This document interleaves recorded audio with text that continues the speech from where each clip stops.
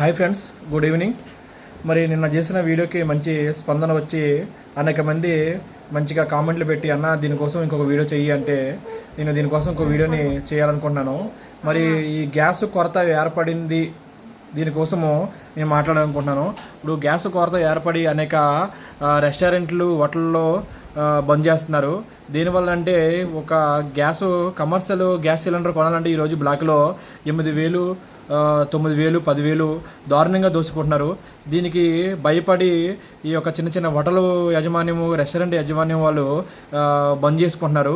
దీనికి కారణం ఏంటంటే ఈ రెంటలు కట్టి నడిపించాలంటే ఈ గ్యాస్ సిలిండర్ రేట్లు పెరగడం వల్ల బంద్ చేస్తున్నారు.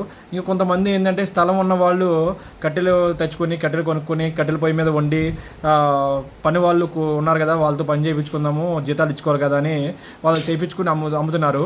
దీనికి కొంతమంది దీనిని పాజిటివ్గా తీసుకోవాలో నెగిటివ్గా తీసుకోవాలో తెలియని మురుకులు, చదువుకున్న మురుకులే దీని ఏంటంటే ఇప్పుడు ఒక కట్టెల పొయ్యి మీద ఒక రెస్టారెంట్ వాళ్ళు, ఒక హోటల్ వాళ్ళు చిన్న వంట వండి ఏదో ఒక 10 రూపాయలు సంపాదించుకొని ఒక 10 రూపాయలు రెంట్ల వయసుకి పనిచేసిన కూలీలకి జీతాలు ఇద్దామని ఆలోచించుకుంటే దీన్ని ఏంటంటే ఈ మురుకులు ఏంటంటే మూర్ఖత్వంగా బిహేవ్ చేసి ఒక రెస్టారెంట్లో బిర్యానీ కట్టెల పొయ్యి మీద వండుతున్నారని చెప్పి ఆ టేస్ట్ రోజు గ్యాస్ బండ మీద వండితే టేస్ట్ రావట్లేదు, కట్టెల పొయ్యి మీద బిర్యానీ ఇంకా టేస్ట్ ఉండదని చెప్పి ఈ మురుకులు లైన్ పెట్టేసి 1 కిలోమీటర్ పొడుగు లైన్ పెట్టి, ఆ రెస్టారెంట్ పేరు చెప్పనండి, అది పెద్ద రెస్టారెంట్ హైదరాబాద్లో, ఒక లైన్ పెట్టేసి 1 కిలోమీటర్ పొడుగు ట్రాఫిక్కి ప్రజలకి ఇబ్బంది పెట్టి ఇంత దారుణంగా తయారయ్యి ఇప్పుడు ఫుడ్లో అతివృష్టి అనావృష్టి ఏర్పడుతుంది.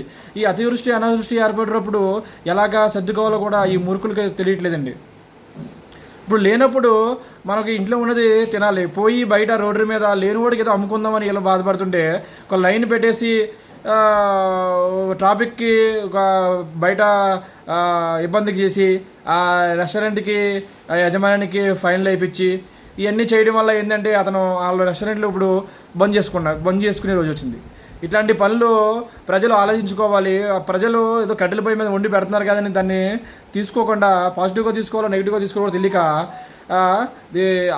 ఆశకు అంత ఉండాలి కదండి. కట్టెల పొయ్యి మీద వండితే బాగుంటుంది, పోయి ఊర్లోకి వెళ్ళి అది ఇంటికి వెళ్ళిపోయి కట్టెల పొయ్యి వండుకొని తినండి, అంతేగాని ఇట్లాంటి పనులు చేయొద్దు. చదువుకున్న వాళ్ళే ఎక్కువగా ఇట్లా తయారవుతున్నారని చెప్పి నా విన్నపం చేస్తాను. ప్లీజ్ మీరందరూ కూడా ఇటువంటి పరిస్థితుల్లో ఇటువంటి చేయకూడదని చెప్తూ సెలవు తీసుకుంటున్నాను.